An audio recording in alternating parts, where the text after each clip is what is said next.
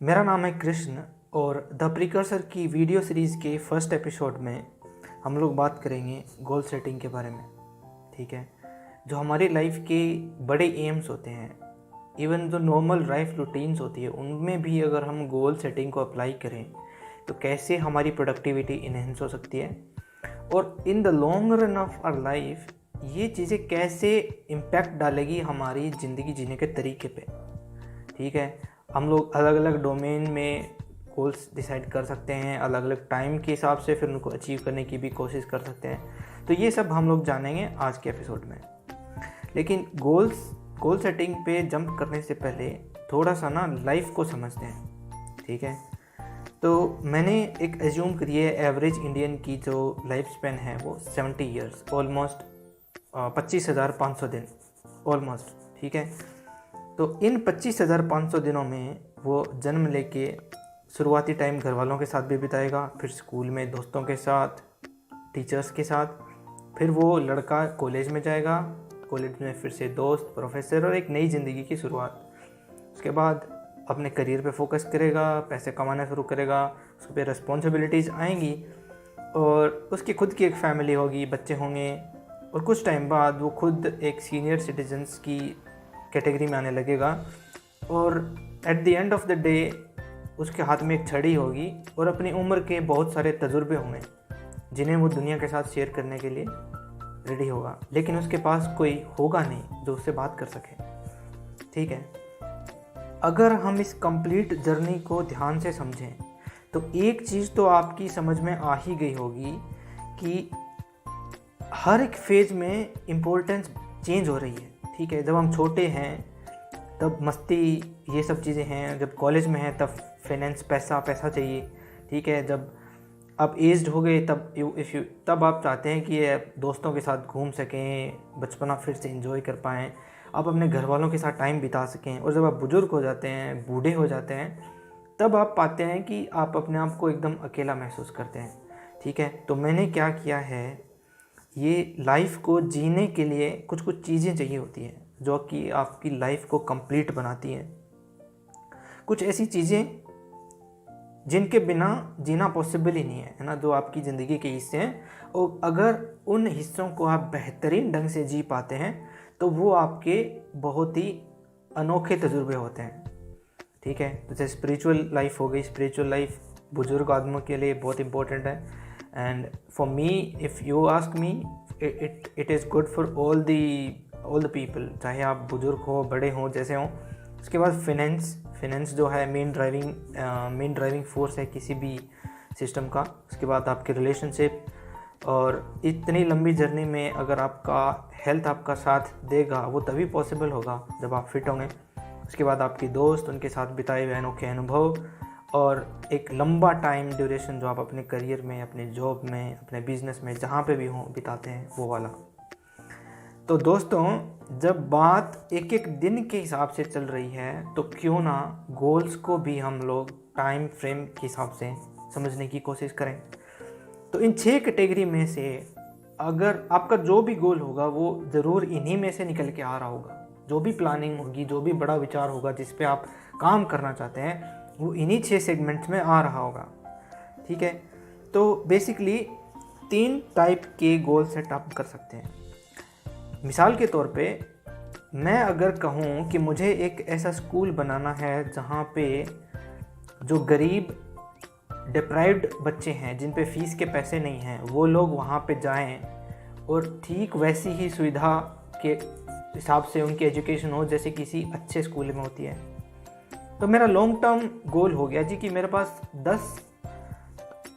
आज से 10 साल बाद एक ऐसा स्कूल होगा जहाँ पे मेरे पास 50+ वॉलंटियर टीचर्स की टीम होगी और हम लोग थ्रू आउट द कंट्री, हमारे देश में करीब 5,000 बच्चों को पढ़ा रहे होंगे विदाउट एनी कॉस्ट। ठीक है, उसके बाद शॉर्ट टर्म गोल में अगर बात करूं तो मैं प्लान करता हूं, चलिए अगले एक साल में मैं अपनी प्रोग्रेस को चेक करूंगा। तो एक साल में मेरे पास कम से कम नहीं तो 10 टीचर्स की टीम होगी जो कि 501 बच्चों को पढ़ा रही होगी।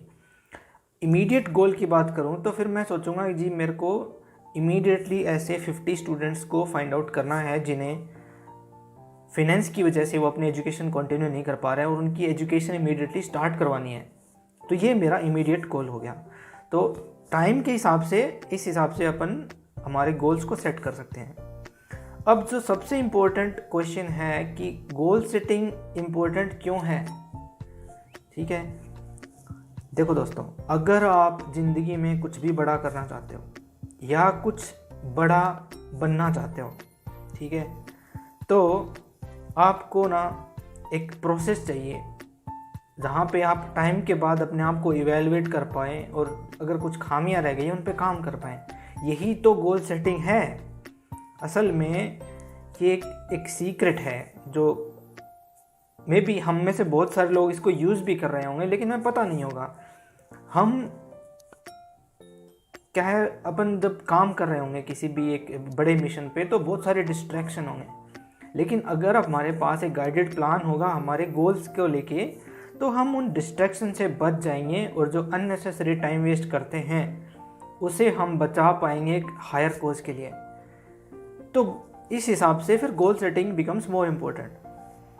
अब जो इम्पोर्टेंट चीज़ अगली आती है कि भाई किसी भी गोल को डिसाइड कैसे करें, क्या क्या चीज़ें हैं जो ध्यान में रखें गोल सेटिंग के दौरान, ठीक है। तो सबसे पहले अगर आप कुछ भी बड़ा करना चाहते हैं, कुछ भी बड़ा विचार आपके मस्तिष्क में चल रहा है, तो आप करना क्यों चाहते हैं। अगर वाई क्लियर है, इस वाई का जो आंसर है कि मुझे क्यों करना है, अगर ये आपको क्लियर है तो फिर कैसे करना है, कैसे कैसे होगा, कैसे रिसोर्सेज जुटाएंगे, वो सारी चीज़ें अपने आप निकल के आएंगी। आपको घबराने की ज़रूरत नहीं है, पर ये वाई क्लियर होना चाहिए, ठीक है। मान लेते हैं कि मैं जब छोटा था तो मैंने गांव में देखा था पैसे की वजह से बहुत सारे बच्चे आगे की एजुकेशन कंटिन्यू नहीं कर पाते। तो वो जो दर्द है मेरे अंदर का, वो एक मोटिवेशन है, वो एक बड़ा रीज़न है उस वाई का। तो ये हमेशा मुझे याद दिलाएगा कि मुझे एक बड़े मिशन पे काम करना है, ठीक है। और जब भी गोल सेटिंग की बात होती है तो वो हमेशा बात करते हैं कि स्मार्ट गोल होने चाहिए, ठीक है। तो ये स्मार्ट जो है अपने आप में जो फाइव अल्फ़ाबेट्स हैं, ये एक डिटेल्ड डेफिनेशन लेके आते हैं गोल्स को लेके। तो जो आपका गोल है वो S स्टैंड्स फॉर स्पेसिफिक। आपका गोल जो है वो स्पेसिफिक होना चाहिए। लेट्स से कि मुझे एक स्कूल खोलना है जहाँ पे बच्चों से फीस नहीं ली जाएगी, ठीक है। तो एक ऐसा स्कूल जहाँ पे फीस नहीं ली जाएगी, ये गोल स्पेसिफिक है। अब उनको पढ़ाने के लिए पैसे कैसे जुटाएंगे वो सारी सेकेंडरी चीज़ें हो गई। M stand for measurable. जो भी आपका गोल है उसको आप एटलीस्ट कुछ स्केल्स पे मेजर कर पाएँ, जैसे कि आफ्टर 5 years इतने स्टूडेंट्स, इतनी बड़ी चेन ऑफ वॉलंटियर्स, इतने टीचर्स, और इस हिसाब से मेरी जो सिस्टम है वो ऐसे वर्क कर रहा होगा। और A stands for achievable.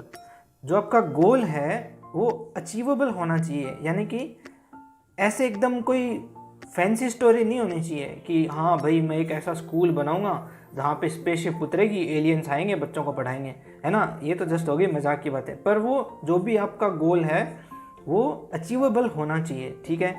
R stand for relevant. जो भी आपका गोल है उसका एक रेलेवेंस होना चाहिए, ठीक है। अगर उस गोल का मीनिंग जो है वो रेलेवेंट नहीं है, ठीक है, अगर उसका कोज रेलेवेंट नहीं है तो फिर क्या होगा, आप उस पर काम करना स्टार्ट करेंगे और थोड़े दिन बाद बिकॉज ऑफ अदर डिस्ट्रैक्शंस या आपका खुद का मन ही नहीं करेगा और आप उस आइडिया को छोड़ देंगे, क्योंकि वो गोल अपने आप में रेलेवेंट नहीं था, इसीलिए। और T stands for time bound. दोस्तों, अगर हम हर एक पर्टिकुलर टाइम फ्रेम के बाद एक चेक पॉइंट डाल दें किसी भी काम में, और तब हम रिव्यू करें कि भाई क्या प्रोग्रेस है, क्या कमियां रह गई हैं, उन कमियों को कैसे इम्प्रूव किया जा सकता है, तो उसके रिजल्ट्स अगले टाइम फ्रेम में बेहतरीन आएंगे। तो जो भी आपका गोल है उसे टाइम फ्रेम के साथ हमेशा बाउंड करें कि अगले 1 महीने में, अगले 5 साल बाद, अगले 10 साल बाद, ये अलग अलग टाइम फ्रेम के हिसाब से पहले ही आपको थोड़ा आइडिया रखना है, ठीक है दोस्तों। तो ये तो हो गई गोल सेटिंग की बातें। हमने 6 सेगमेंट्स की बात की जहाँ से अपन गोल्स डिसाइड कर सकते हैं, और अब जो आगे आने वाली सीरीज़ हैं उन 6 सेगमेंट्स में से हम कुछ कुछ स्पेसिफिक गोल्स पे बातें करेंगे, ठीक है। पर तब तक I have an exercise for you, whatever the big that you want to do, कुछ बड़ा जो आपके मस्तिष्क में है, जो ह्यूमैनिटी के लिए अच्छा है, देश के लिए अच्छा है, ठीक है। अगर आप कुछ गरीबों के लिए करना चाहते हैं, जानवरों के लिए करना चाहते हैं, तो उस पर अभी से काम करना स्टार्ट कर दीजिए। ओके, सो आज की वीडियो में बस इतना ही। Thank you so much for watching, keep supporting.